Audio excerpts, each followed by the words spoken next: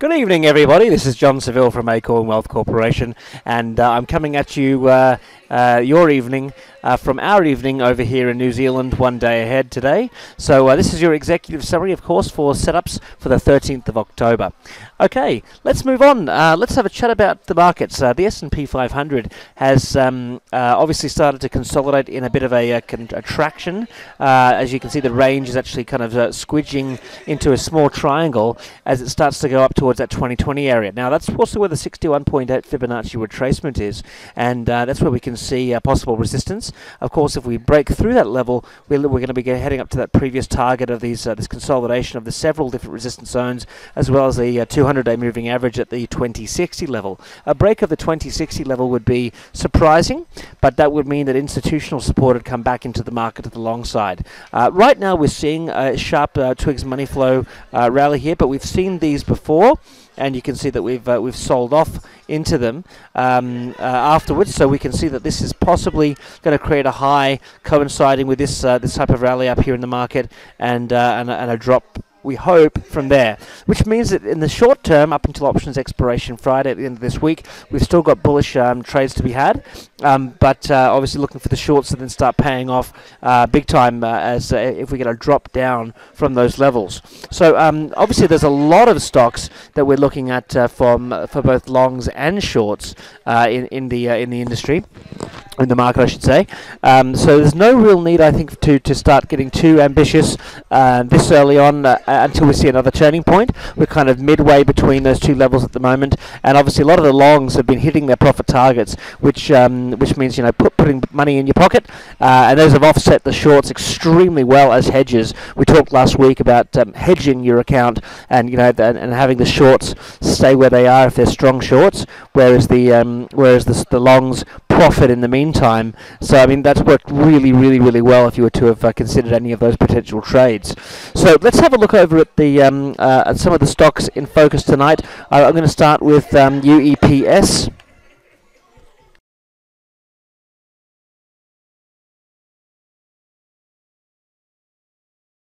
Now that's behaving very well.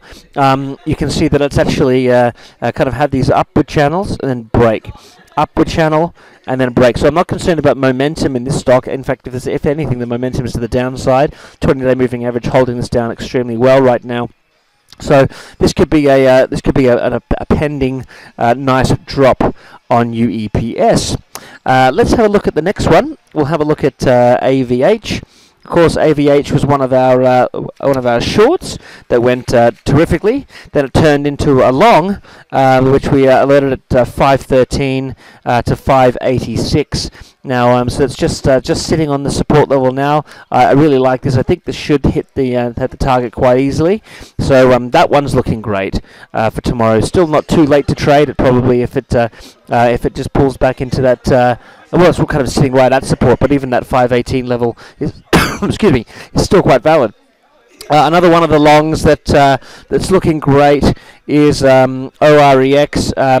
This has already hit its profit target, had a beautiful rally up, and then went straight back down. The target was 273, I believe, hit a high of 277, and went straight back down. So this is why targets are so valuable, and you can see the technical performance just perfect, running into the 50-day moving average and pulling back. Now this could still have some guts, so I'd keep my eye on OREX, as there's obviously something going on here. I wouldn't be surprised to see this get up to 350, but in the meantime, it's hit its first interim short-term profit target. But a possible re-entry tomorrow, and a rally back up into these higher levels. So that's one to consider. I mean, already a very nice profit, so you've already locked in some good decent levels there, and I'd be looking at basically the $2 $2.35 area as support, even maybe a bit lower than that. I'd have to check that out during the day. But there's one for your watch list. CAI also looking interesting. This has had a this is basically a bump and run. You can see now. Those of you in the patterns and probabilities course, very excited to talk with you all about momentum trades. This is one of the best patterns that exists in the market. Extremely reliable, and something that we're going to be talking about in the lessons over the coming weeks. If you're not in the patterns and probabilities course, it's not too late. We haven't gotten into specific patterns yet. Just the general introduction lessons on oscillation versus momentum, consolidation and breakouts. You can catch up easily, and we're just about to get into the really cool stuff in these next few weeks. So make sure you let us know if you're wanting to get involved in that. It's probably one of the best courses we've ever taught. So yeah, this is one of the bump and runs that if we get a breakout here, we could have a really good run right up to this kind of $15 level. The 50-day moving average is going to be a threat, but so this is one on the watch list at the moment. Obviously, a previous long that we picked back here on October 2nd. Okay, moving along, we've got TPOP. Been really happy with all of these. They've just done so well. TPOP hit its target beautifully. Went straight up, you know, from that support area here that we'd located there, right up, right into the target. I think it was 983. The high was 995. May have even been a bit higher. Might have been 987, I think, actually. But then pulled back. This could also be another continuation for a secondary trade. You can see this very same pattern that we saw on the last chart of this channel. It's called a bump and run. You get the drop, rally up, pull back, and then the run. Now, looking at the trend line here, we're basically looking at more of a resistance level that we can see here. So that's one thing I'd take a look at. Okay, now the next one to look at is AABA.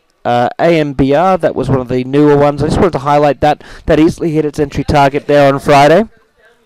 And that's had a nice move. It's right at support. I'm really liking the way the money flow is diverging, and that's looking great. Right on support. Very low volume trade, so highly speculative, but nevertheless interesting to watch. One of the old school stocks, I know a lot of you are still holding this, LEJU is looking awesome. This is, if you remember, this was one of the ones we'd highlighted back as an alert. Gosh, I believe it was run in mid-September, but basically around $5. That's up to almost 7 now. This is breaking out. It went from not strong volume actually, so I would be careful of a pullback. If you are in this, I'd be looking basically for the 9-day moving average around 617 as a core support level that I wouldn't want to see broken, but that's up beautifully if you are trading that one or are still in that one. Two stocks to watch. AEGR. Now, obviously, as many of you will know, if I'm worried about the market, I look for, in terms of which direction it's going to go yet, or we haven't gotten confirmation. I'm going to look for stocks that have their own personalities. Here's another bump and run. AEGR Pharmaceuticals. You can see this is kind of pushing up. So this is on my watch list. A breakthrough here of around 1550 could easily take us up to around the 1726 mark, which would be about $1.75, or just over 10%. In fact, the average profit on a trade like this is about 12% over 10 days. So I mean, if you've got 10 grand in the account and want to make $1,000 every 2 weeks type of thing, this is the type of strategy I love to follow.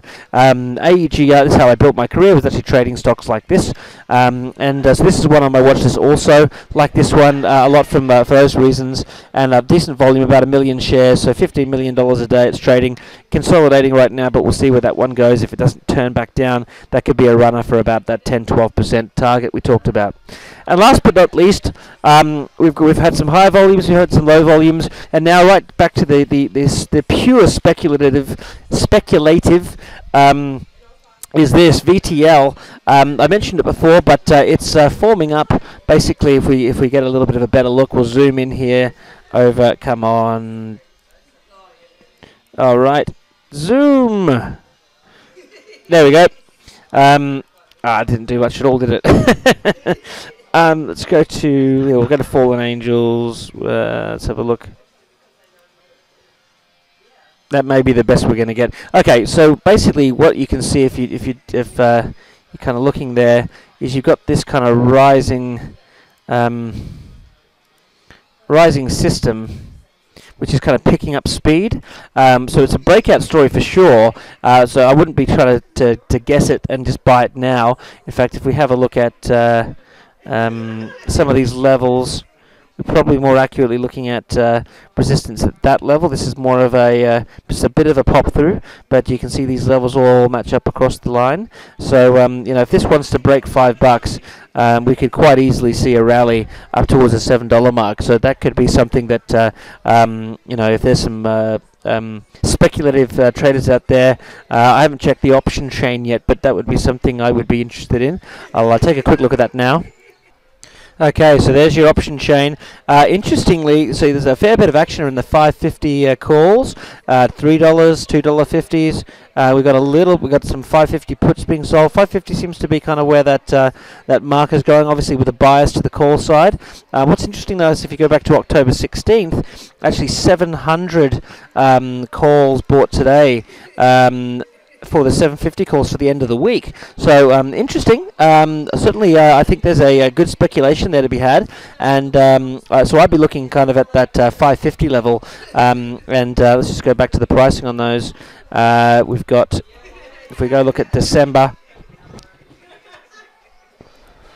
550 calls, only 20 cents. So not bad at all for a speculation, considering the stock's at 459. These things don't move in 2 cent, 3 cent intervals. They either go big or go home, and those are the speculations I like. Everyone remembers VVUS. That was a beautiful example of some very quick, aggressive profits, and certainly was happy to capitalize on that. Of course, that went up and hit our profit target. It's starting to reverse now. So. But that was beautiful. Everyone, that is your executive summary for tonight. If you are not a member of our Gold service, now's the time to act. We will be taking our trial offer off, so you can go to acornwealthcorp.com/fly, like a bird. So acornwealthcorp.com/fly. And but of course, if you are already getting into trading and you're making a more serious go of this, and looking to learn a bit more, I highly recommend taking a look at the Patterns and Probabilities course. We're really starting to get into the real guts of everything. So in terms of the live lessons, so if you're interested, you can sign up now. You can go to acornwealthcorp.com/patterns. So that's acornwealthcorp.com/patterns with an S, and you can also register there. So with that being said, I hope you all have a wonderful week, and we'll be seeing a lot of you here in Trading Room Tuesday night. Take care and happy trading.